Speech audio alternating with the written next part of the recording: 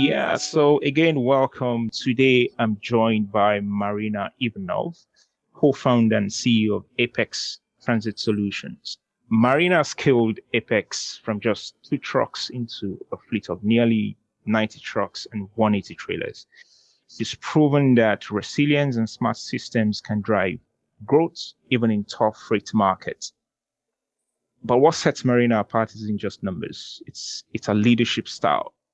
She was recently recognized as the 2025 Career Master Top Leader. Marina has built Apex around dignity, respect, and inclusion, challenging old norms in a traditionally male-dominated industry. In this episode, we will explore how she's balancing rapid growth with a people-first approach, the lessons she's learned leading through volatility, and a vision of making logistics more sustainable and inclusive. Marina, welcome to the show.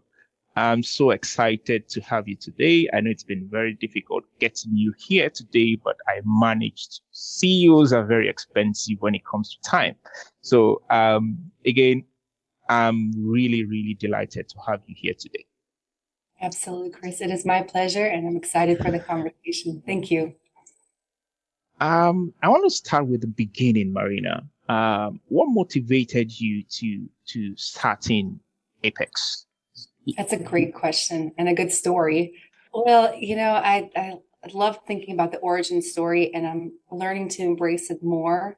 It's very original and unique to me, but it's also different from a lot of the ways that businesses are scaling right now. Since we're talking about scaling, there's a lot of talk about raising capital. And as you were talking about that, I had like this smirk. I'm like, how did I raise capital? I'm like, well, I got to my dad and I said, I'm going to sell this tractor for you. I'm going to invest it into a truck. And, that was me raising capital. It was scrounging the savings that we had. A little backstory. My dad was an owner operator, so he had his own truck and he was driving around the country for the last 18 years or so. So going back to that, never planned to be in trucking.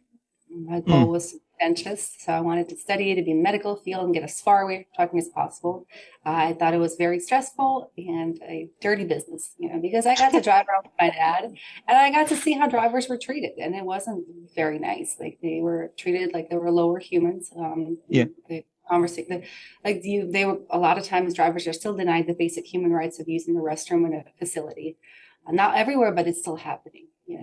But life has brought me back. 2012, when my husband and I were in a situation where it was very challenging financially, and his business he was a general contractor, and it was suffering over the last 4 years of that economic downturn. And we looked at each other and we don't really have anywhere else to go. We've got to go up. This is the bottom. And he wanted to get into trucking way before that, and I wanted him to stay home. We were having babies, and I didn't want to have a husband that was traveling in a way. But at that point, there was nowhere else to go, and I said, "Okay, I will support you and do whatever it takes." And we started off with one truck. My dad was the owner operator for us for a year, and then a year later, we purchased our own truck, and he was the driver for a little while. And his brother was also part of the business in dispatching, and I did the back office support. So very much started off small scale. Never thought I would be here. It's amazing how you just keep taking the next step and the next step, and then the path unfolds for you. Going back, I didn't have this goal of by 2025, I have 100 trucks or anything like that. It was just like survive, make enough money to pay the bills. Amazing. That's a very humble beginning, I must say. I mean, you've gone from two trucks in the early days. Did you ever doubt at some point if this was going to work? Was there a time? All the time, like especially in the beginning, the first 5 years, I didn't doubt it, but I wrestled with the people around me who did doubt it. I am a relentlessly positive person, and I believe in you get your focus on. So if you believe in that positive things are going to work out, it's just going to happen. And I've been accused of being a positive Pollyanna and just being way too much on that side. But I think in this industry when things are so challenging and you want to give up, to have that something like an anchor that holds you onto that, it will work out. It has to work out. And I'm just going to throw everything I got at it. And if I have still a little bit left to give, then that means it's going to work out. So I can recall a time in 2015 when we had two trucks and I found out that I was pregnant with our second baby. And financially, things were not looking good. We've invested everything into the business, and to a point where even my salary was being paid, used to pay for, I was working in the dental office. So we paid towards the driver, and we weren't paying our mortgages. So it was that tight. Things are really, really tight. And then we Okay. find out that in addition to that, the two trucks that we have are broken down at the shop, and they're requiring $40,000 worth of repairs for injectors. We don't have that kind of money. We're barely making ends meet. And so, and here I am pregnant with our second child. And it's just this position that you're like, you don't know how far you can go until you're backed into that corner. So I Mm. tell my husband, I'm like, he's like, that's it, it's over. I'm like, no, it doesn't, it's never over. So I started coming up with creative ideas of like, okay, where can we get this capital to open up a few credit cards before they shut Yeah. it down?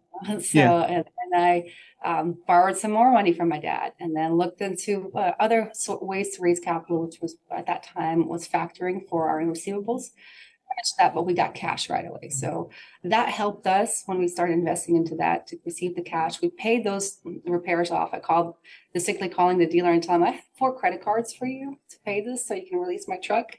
Just take it. I said, I have no shame in my game. This is who I am. This is what's going to happen. We got the trucks back. We got them back on the road. It took us almost a year to pay off that debt, but we paid it off.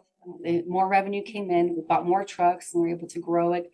And that was like a very distinct time in 2015. And it happens every 5 years or so where there's a cycle in the business where there's things are very challenging. Yeah. 2020, COVID hits, capacity, like our customers were automotive manufacturing and they are shut down for 6 weeks. Everything shrinks like crazy. People are getting laid off.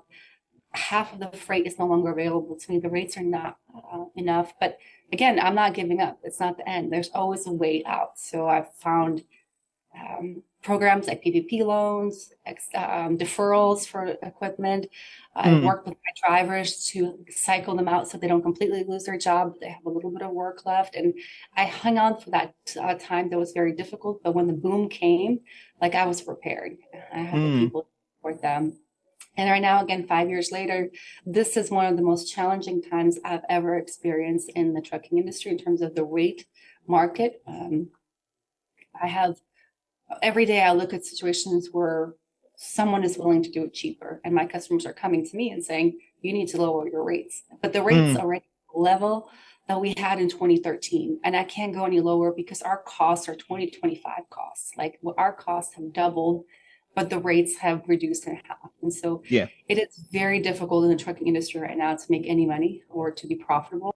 But again, we are investing and surviving and knowing that if we can hang on now, the good times are coming because they always do. So, good question, very long answer.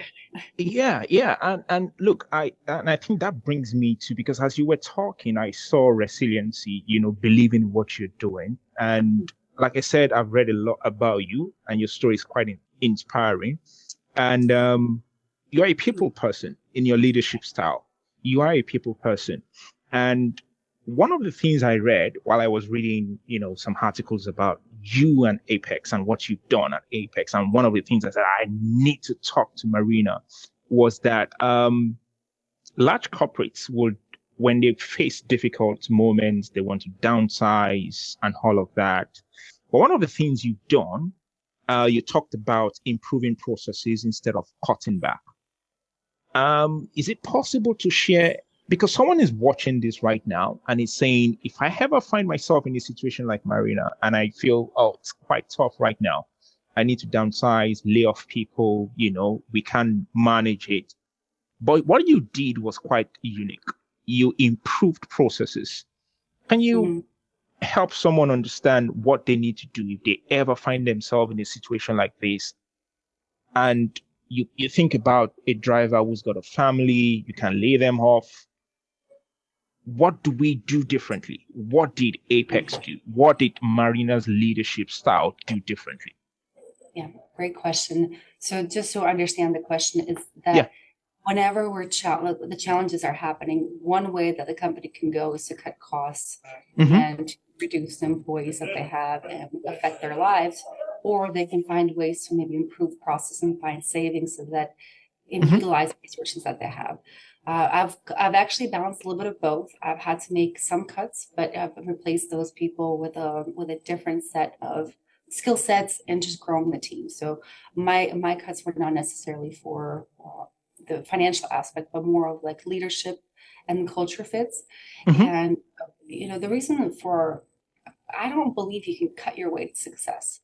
Mm, I really do believe that if you focus on growth opportunity and building mm, relationship mm, and improving your processes, that is a much better way. There's so much like, I can give you an example. Every company has waste. No mm, one is running efficiently and lean 100% of the time.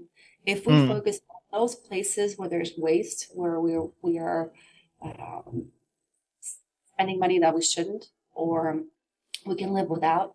Yes, that nice technology package is nice, but is it something that's worth the investment right now? So mm, for me, the process over the last year has been looking into every single vendor, every single product, every supplier, and seeing if it is absolutely essential. And then also seeing if there's an opportunity there to figure out a creative solution to cut the costs. So I've been focusing on that first, where obviously things like travel and things like that, on non-essential things are being cut down. And that has something that was important for me because I understand that every single person that's working for Apex has a family to support. And I have over 100 families that we're supporting right now. And every decision that I make impacts those families if Apex thrives or it doesn't thrive. It's a really big burden and a responsibility, but also a challenge that I'm proud to carry, that this is what I get to do in this life. This is my purpose. It's not just about me, it's about the people that I serve. Uh, I get emotional and inspired to see the people around me change. I was going to use Yeah. that word emotional. I was going to use that word emotional because I think in the business world these days, right now, there's the Mm, place of emotional intelligence. And I yeah. think that's why women are thriving in business because I'm sorry to say to the men, women do it better. Sometimes. I have some Because really highly emotionally intelligent men working for me too. So, I'm, yeah. your husband allowed you to run this business because he believed that you could do it, right? And as you were running through that, sorry for cutting you short, but I think there's a place for emotional intelligence when it comes to leadership, Absolutely. right? And I think that you bringing that into your business has really helped you. And I was going to mention, I was sorry I cut you off while you were trying to, get so emotional about, and that's what business should really be all about, right? And this is one of the reasons why I got excited talking to you, right? Mm, Because I think there's a lady out there who feels like I'm going into a business that is, dominated by men. I see that, you're part of the board of the North Carolina Trucking Association, as a lady and all of that. And the impact that you're also trying to make, talking about biofuels and all of that. It goes a long way, right? mhm. And what do you have to say to someone, a lady right now, who wants to step in the kind of shoes that you have? It's tough, it's difficult, there will be moments when you want to give up. You want to manage your home, you want to manage the business. Marina has done fantastically well. Any encouragement? Because I know someone is going to drop a comment there. You might not be able to respond to the comment. I will be doing that on your behalf. But if you encourage someone right now, what would that be? A lady. Thank you, Chris. So before I move on to the advice to a woman in business and growth, I did just want to make a small little comment about Mm-hmm. the business. I think it's Yeah. important to give credit to people that are due. And sometimes I'm worried that in these conversations, it's all about me, me, me. And I really want to stress how important it is that like I couldn't do this alone. I've got an mm, incredible team of people that are behind me, that are making it happen, mm, that believe in the vision, believe in me, and mm, are just the backbone of everything success that I have. And mm, one of those people is my husband. He is mm, the reason. He's the reason why I'm here because mm. I didn't have a business mindset. I just wanted to work a 9 to 5 and not have any stress in my life. And I I love just, that. but he helped me see that there's more. Like I could I do love more. that. We're very much divided in our resources where I'm people and he's equipment. So in our Mm, trucking industry, he is all about trucks shop, specking them out, and understanding what the trucks are doing. That's him. So we have our distinct levels of leadership, and understanding each other and where we thrive is really important. So going back to emotional intelligence and people mm, intelligence, knowing mm, who works where best is one of my mm, skills. And mm, I also I don't have a lot of ego. When I do make a mistake, I can change that quickly. That's something that has happened recently where I'll put somebody in the role. I see that's not a good fit for them. I'll change mm, that. I'll try it somewhere mm, else, and I'll try it somewhere else. I am not committed to this vision of it has to be my way because I brought it up. I wanted it to be this way. Like, no, it didn't work mm, out. I didn't know all mm. the details. I don't know how this person would thrive in this stressful situation. So let's try something else. So I can easily pivot. So if I was to give any advice to women, it's just be flexible. That's so powerful in any industry in life. Something happens, be willing to adjust your mindset to the changes.